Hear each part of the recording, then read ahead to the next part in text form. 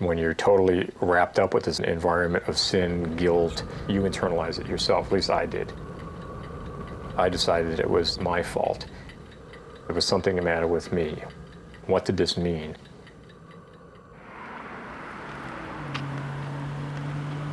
My whole attitude became to act like life was going as normally as possible.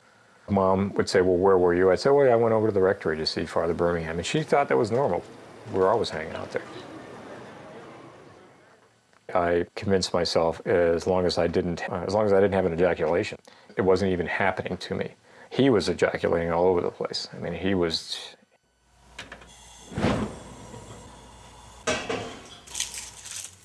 The CYO was the Catholic Youth Organization.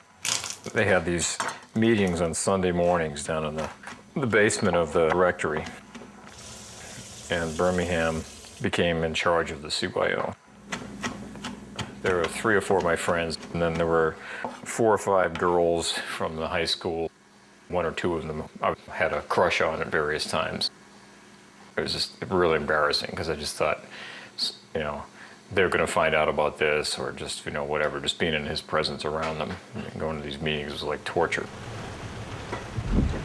I remember, like, just wanted to be anywhere but in that room on those Sunday mornings.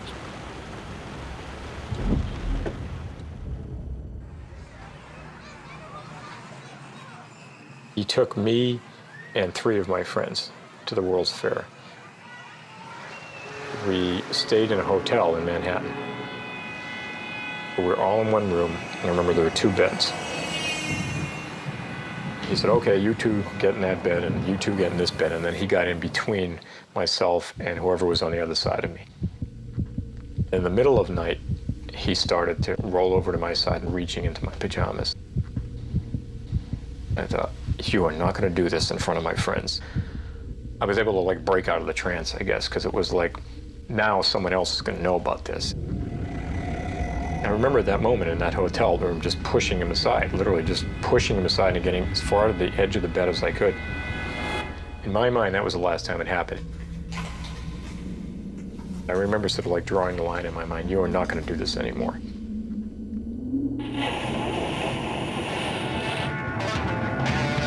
I was 16, I got my license. I thought this was this incredible freedom. I could borrow Mom and Dad's car and I could get away.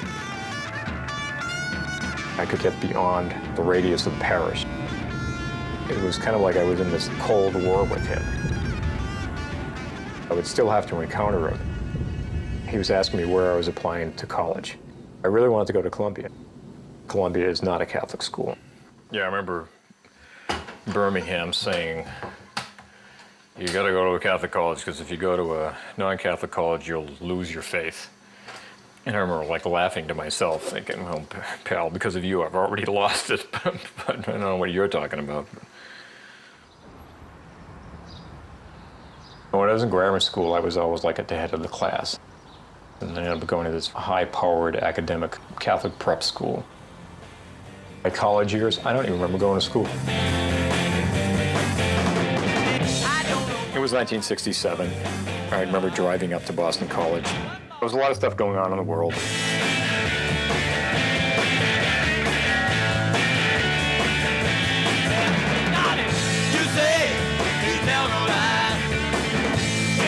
It was still a little protected Catholic college world, but people were tuning in and dropping out. Timothy Leary was over at Harvard, you know, dropping acid. Oh, tell me why do I cry now? Tell me, why do I cry here? All hell was breaking loose. It was the summer of love in Haight-Ashbury. I was growing my hair long, wearing crazy clothes, protesting the war.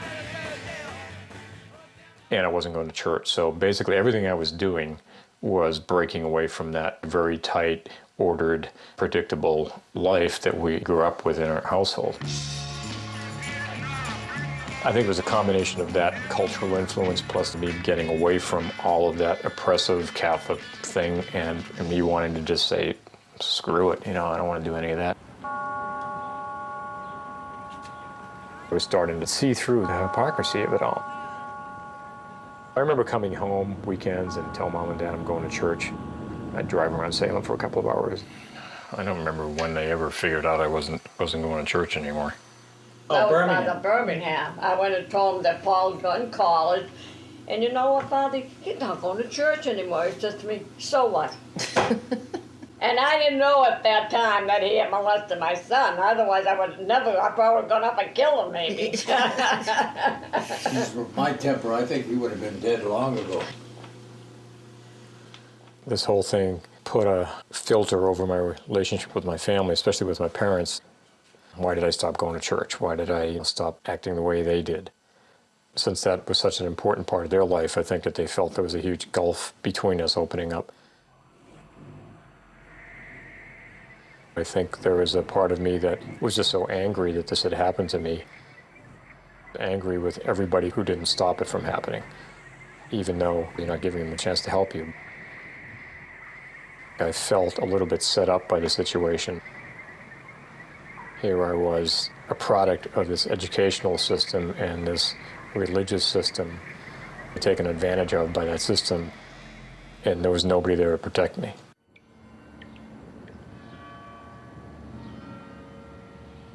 Between junior and senior year in college, I decided that I was going to be a conscientious objector. The war was going on in Vietnam. I wanted no part of it. You had to prove that you were a conscientious objector on religious grounds, and you had to get a letter from a priest that you were on the level. Well, I really didn't know any other priest. I found out that he was at St. Michael's in Lowell. And I remember driving to Lowell one night with this letter in my hand. And ringing the bell of the rectory, he came to the door. He kind of looked at it, and he looked at me kind of almost like with disdain. And he signed it and handed it to me. That was the last time I ever saw him.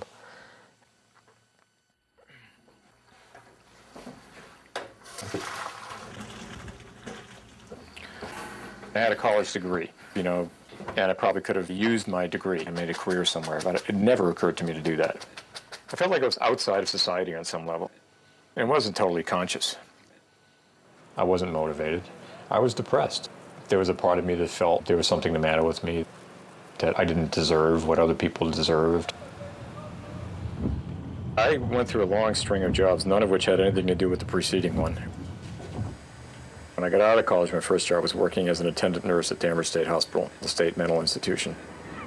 I worked as a lobsterman. That was the best job of my life, except that I had terminal seasickness. Took a job driving a cab, literally shoveling horse shit in a horse stable. Took a job driving a bread truck, ended up driving a milk truck, ended up stripping furniture. There was no clear pattern going on here. I actually left the country, went to Italy for about 4 or 5 months.